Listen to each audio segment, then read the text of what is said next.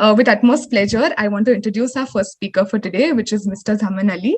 Uh, Mr. Zaman is a lawyer who is passionate, very passionate about environment. He litigates at the Bombay High Court and the Western Bench of the National Green Tribunal in Pune. Now, he's particularly passionate about environmental justice initiative. He has obtained several positive orders in his fight for this cause.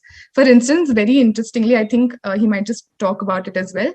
In the Ullas River pollution case, he successfully argued for the imposition of penalties for the river's cleanup, which received a disbursement of 100 crore rupees. So that's a huge accomplishment, and he has a lot of other accomplishments also under his belt.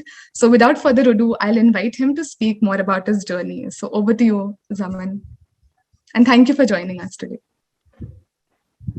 Thank you so much, Janvi and Kavya, for having me. And it's a great pleasure to be on this forum, especially more so when we are losing time when it comes to climate change, when you're, especially more so when it's affecting vulnerable communities, affecting indigenous communities all across the country. And how we are going to face climate change in India is going to be very different from what's going to happen in the other parts of the country. So the impact of climate change will be substantially different and will be very, very relatable to the kind of local conditions that exist. And when we live in a tropical country, the impact will be certainly different. And I'm sure the scientists, the climate scientists involved will shed more light here. But coming to the kind of small, you know, aspects that I did, and as also I feel environmental advocacy requires lawyers at some level, because ultimately you have to bring a decision into action, and that action sometimes have to be taken up on a route which involves litigation. So I personally have been involved in a lot of environmental litigation. I actually graduated from my law school in 2014, and at the time of graduation I did not keep environment as such in my mind, but what I had in my heart and in my mind all this while was the reason you do law is not just because you need to have a private law practice doing commercial matters, but always at in the hindsight, one always as a lawyer needs to think of doing something in the public nature, so something which comes in the realm of public law. And since I had a lot of attachment to travel, I researched a bit and I realized I could do something with the environmental space, and maybe try and enter the stream and see how. And one other relation, though I'm not from the science background, I'm from a commerce background, but I clearly remember I loved geography a lot back in school.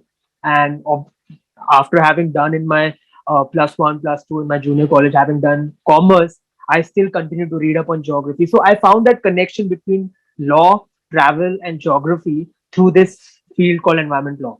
So in 2014 is when I actually joined an NGO, an organization by the name of Vanashakti, and they are doing some fantastic work in Mumbai and Maharashtra. So I joined them for at least a year and a half to understand, because I already have a background of having read law for 5 years. Now that I wanted to know the practicalities involved, I thought later on in life one will have to practice law. So might as well join an NGO or an organization from where I could get a sense of how really environment affects physical spaces. So for that to understand, one needs to be on the ground. So with that perspective, I joined an NGO. I worked with them. I got intense knowledge in terms of how scientific changes in a coastal city like Mumbai, as well as in hilly areas which are around the city, and so many diverse climatic conditions all across the state of Maharashtra as well as other states. I got a first-hand exposure of Western Ghats, coastal areas, beaches, wetlands, and just the general nature of how sensitive so many ecological areas are, including, for example, an RA forest that we have in Mumbai city, as well as we have a national park within Mumbai city. It's called the Sanjay Gandhi National Park. So to have been able to have that much of exposure, I certainly would say such experience definitely helped to have worked with an NGO earlier in life. Thereafter, I joined Human Rights Law Network for about 3.5 years. I worked with in the field of environmental law. But what I also learned in that particular organization was environment law is very, very closely connected to human rights law, because your livelihood of so many communities, be it tribal communities, be it indigenous communities, or other sorts of fishing communities, they're all integrally linked to how the environment is. So environment and livelihood go hand in hand. That is one thing which I feel is something which many people miss out on. People only end up looking at the ecological concerns from a perspective of what the ecological concerns are, but not from the perspective of how it also affects life on a day-to-day basis, livelihood of such people, of a lot of people rather, especially for a country like ours. So I can touch upon certain points of interest even in this sphere. And thereafter, since last 4.5 years, I have been practicing independently. And as far as the kind of work I have done, I can, like I just said earlier, I could divide it into three phases. One is regarding ecological concerns. One is regarding challenging environmental policies in constitutional courts. And third is about protecting the livelihood of indigenous communities based out of arguments of environment and science.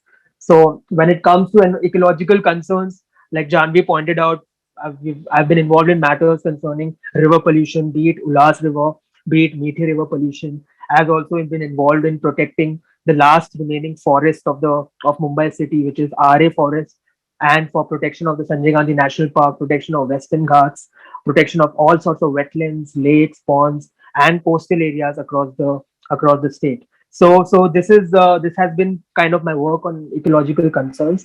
And when it comes to challenging policies, we have also been involved in challenging notifications that have been issued by Ministry of Environment, where completely your environmental legislations are being diluted.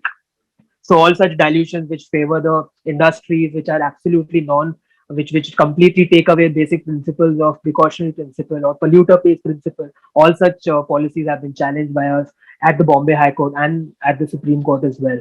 And when it comes to indigenous communities, we have been, involved in matters for protecting the livelihood of fishing communities of different fishing settlements all across Mumbai. And this because Mumbai has a background of a lot of fishing settlements, and with all the projects that are coming in on the coast, the direct impact that it has on the habitats of fish, which generally are being used by the fishermen uh, to fish around, is something that is directly relatable to the projects being sanctioned without doing any study on the fishing resources, fishery resources that are involved. So this is the kind of work that I've been doing, and I feel litigation, or as a lawyer, the impact that you can make in the society is huge.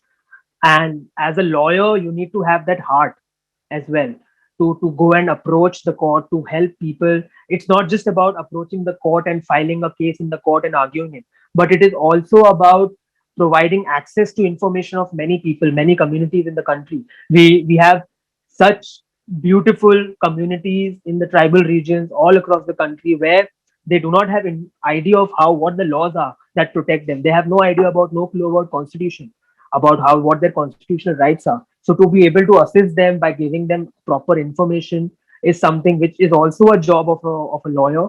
And so much more that one needs to also encourage them to participate in decision making, because generally when we see decision making processes happening, only would you find that governments, be it the state or at the central level, would upload draft laws, draft policies on their websites. And if that is the only mechanism to upload, then you're literally missing out on at least 60 to 70% of the population, because they may not have access to internet, may not have computers and laptops, or may not be even able to read English.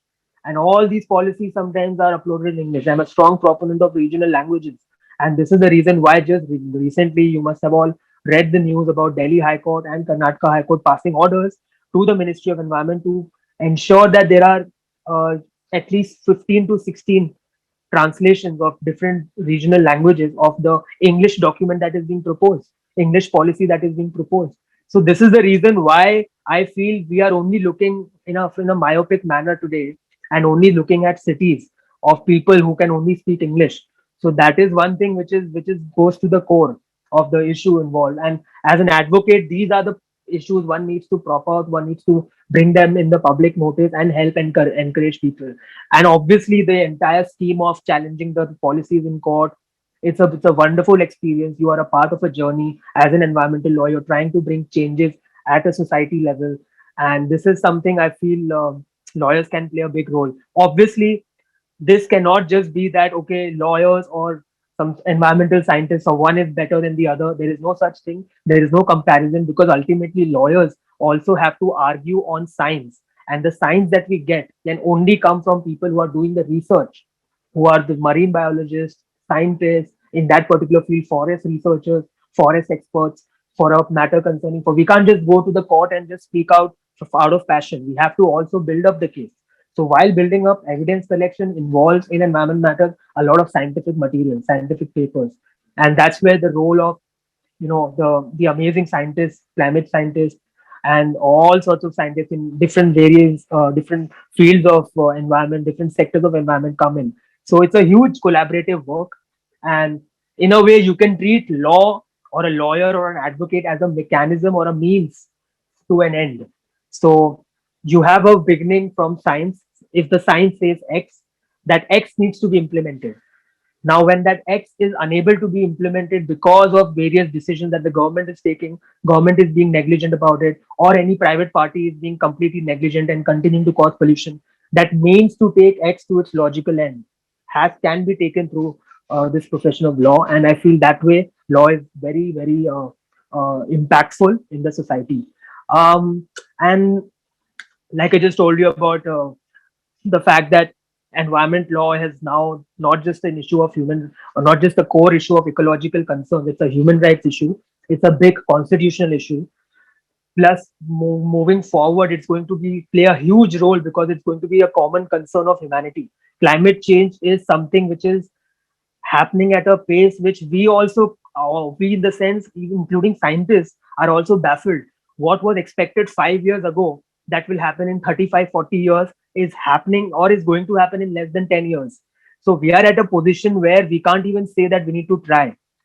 We are at a position that we need to now only win. So there is no other way. There is no other. I'm sure a lot of you must have read the latest reports of IPCC, which clearly pointed out that it's because of human intervention that now we are destined to face 2-degree increase in temperature. 2 degrees Celsius is just like how your human body, when you get a fever from 98, when you go to 100, how do you feel? That's exactly what's going to happen to this planet. Increase in 2 degrees Celsius is going to be catastrophic. We just really, unfortunately, have no other option. So I would urge people who are slightly interested in law to consider. You do your private practice. In fact, even I do it. I just give you a small background there. But keep in mind that a public law issue is very core now. It's an issue of existential crisis. It's not just an issue of, though it is an issue of domestic law, but it is not just an issue of domestic law. It's become a huge international law concern now. And at the end of the day, you like it or not, it will always be a political issue.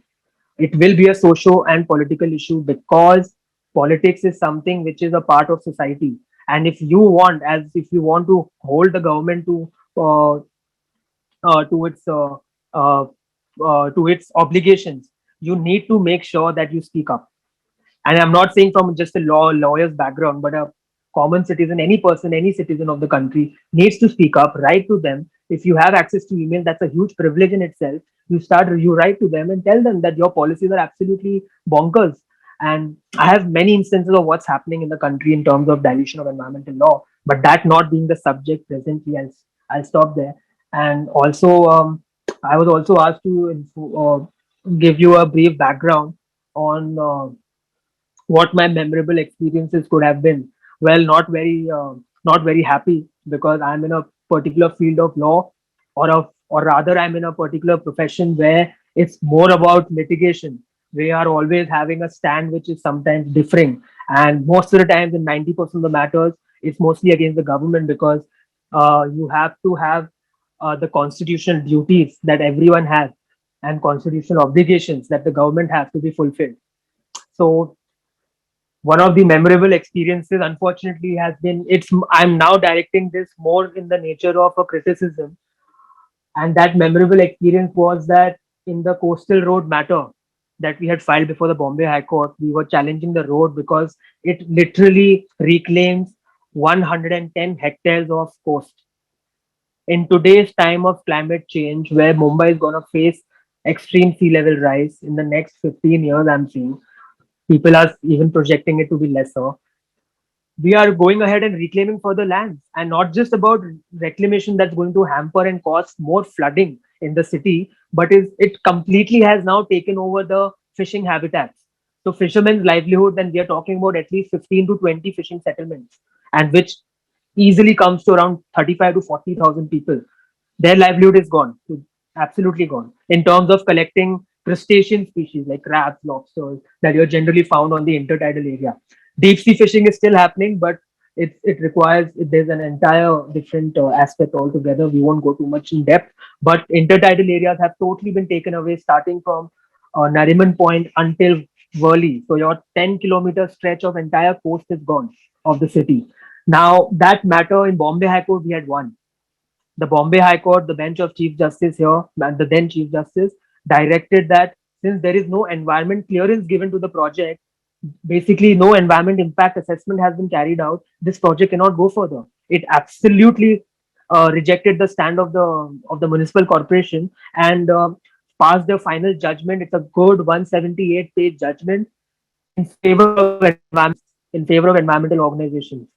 And this was a huge judgment. And obviously, it's supposed to be a 14,000 crore project. The whole financial data steps in to try and exert pressure. But when we talk about ecological value that's involved in such a project, is something that thankfully the Bombay High Court had overcome, and really passed a beautiful judgment. Unfortunately, the memorable experience is that it went in appeal in Supreme Court, though it is pending for final hearing. I will not adjudicate on the merits since it's pending, but I can at least say that the interim order has been passed by the Supreme Court, staying the judgment of the Bombay High Court, basically telling the Bombay High Court judge, telling the government to continue to work until matter is being heard, and once and when the final hearing happens, then we will see what to decide in the project. But in the meanwhile, it allowed the work to continue. So now the work has almost been, it's more than halfway through.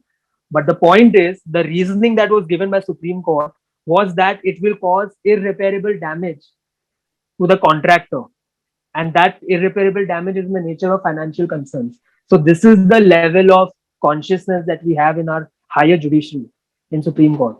And unfortunate, very unfortunate that this has happened, because it's the environment that is facing irreparable damage. We had rocks which are more than 80 million years old and all of that on that coast. But the point is, this is what has happened.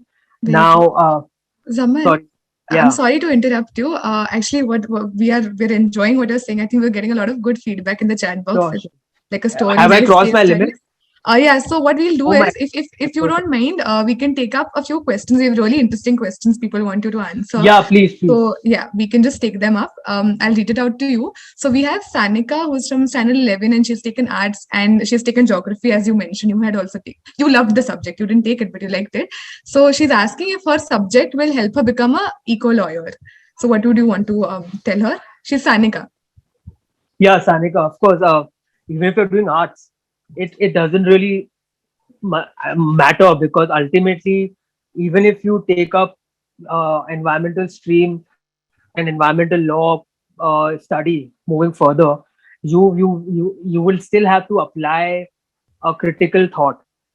And I feel art really helps develop that creative critical thought, and that thought process, what you're doing today, will definitely help you even moving forward when you do or choose to do law and implement environment law or any sorts of public law remedy that you may take. So critical thought is the core of practicing law, in my opinion, and it will be definitely be very helpful to you.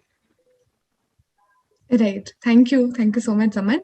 We have one more interesting question, very relevant to the COVID times. We have Gurpreet asking, what are eco advocates? What eco advocates are doing to keep away PPE kits and other COVID protected kits from nature? So if you could answer this. Keeping PPE kits away, Away, yeah, from nature. Meaning, I feel like she wants to know like about plastic. It's an yeah, issue of, plastic. Yeah, she wants to know about yeah, plastic. What role do eco advocates play in it? yeah. Now, see, this comes entirely. This falls into the lack of institutional machinery that we have when it comes to treating our biomedical waste. Now, biomedical waste rules are in existence in this country since more than 15 years. And in a city like Mumbai, you just have one biomedical plant. And this is the problem which we have faced. Obviously, COVID is a huge problem. It has come suddenly. but there has to be more temporary mechanisms of ensuring that they are ventilated and well treated, because it can't go to the dumping grounds, it can't go to such treatment plants, it has to be worked out in a different way. So institutional failure is right there in front of us. Awesome. So, just one last question to you, Zaman. Yeah. This is from Nirhar. Nirhar, I don't know if I'm correctly pronouncing. I'm sorry, Nirhar. But he's asking about corruption and how big does corruption play a role in the path of making the planet greener. It's basically his question is surrounding corruption and how huge is it a problem to cope up with climate change, given that there is corruption amongst the policymakers. He just wants to know a little more about it. So, if you could give him an insight. It is. It's a very prominent, very good question. This is what is harming the country since years now. Corruption is really at a peak levels. I mean, you can just look up the kind of contractors that have been fined, blacklisted in a city like Mumbai for potholes, for construction. And we are supposed to be some sort of a world class city, but even at every policy level, I do not know. See, lobbying always, even it's a positive, or rather a thing which every governments do. There's a lobbying that happens in US. It's very prominent. There's an actual lobbying act as well, which helps lobby happen. But if it is happening under the blanket in a different manner and encouraging crony capitalism, where only 5 or 6 companies get everything for the country, then that's a problem. That's also corruption in any way. Yeah. So yeah, No, it great. is a problem. Yes, for sure. And I think I said it was the last question, but there's another very interesting question, very relevant to your field. We'll just take this as the last one. Doron is asking, our courts take several years to pass a judgment. How do you handle the same as environment needs dual-time protection? I feel like this is very relevant. This is very relevant, and thank you for asking that question. I should have said that even earlier. And the beauty of it lies in specialized tribunal that we have, which is called the National Green Tribunal, the NGT. NGT statutorily provides for finishing or completing the cases within a period of 6 months. And I must say that at least between 2014 or 2011 to 2017, NGT has been doing a fascinating job in terms of ensuring that timely environmental matters are heard in a timely manner. Yes, in constitutional courts it takes time, because in constitutional courts the backdrop as well as the backlog is huge today. So constitutional courts may take some time. Ultimately, the kind of judges who you're appearing before do matter, and you know how sensitive they are. All these, there are very many factors involved practically. But overall, if you look at the scheme of the National Green Tribunal Act, it has to be done within 6 months, and it has been happening also. I must say where the credit lies needs to also be spoken. So NGT has done a tremendous job as well, and things are better than I would say 10 years ago. Oh, that's interesting. 10 to 12 years ago. In terms of litigation, in terms of judiciary, please, I want to clarify. And things are absolutely the opposite when it comes to central government. Okay, makes sense. Great. So, Zaman, I think it was a lovely talk. You gave us a lot of insights into what your career was like and what you did, and all the case studies were amazing to listen to. I think what I picked up was the fact that environment and livelihoods go hand in hand is a very important Absolutely. point. Yeah, and for me personally, for somebody who really is passionate about development at the grassroots, I really like the point that as environmental advocates, you have to bridge the gap between the tribal and the rural people and the urban spaces. So just give them access to the people in cities. Yeah, people in cities will get access in any case through internet, whatever. Exactly. It's about them. Anyway, it's a very valid. That took a lot of time. Really no issues. It was a very interesting session, and thanks a lot for joining us. And we'll again get back to you in the panel discussion. Sure. So thank you.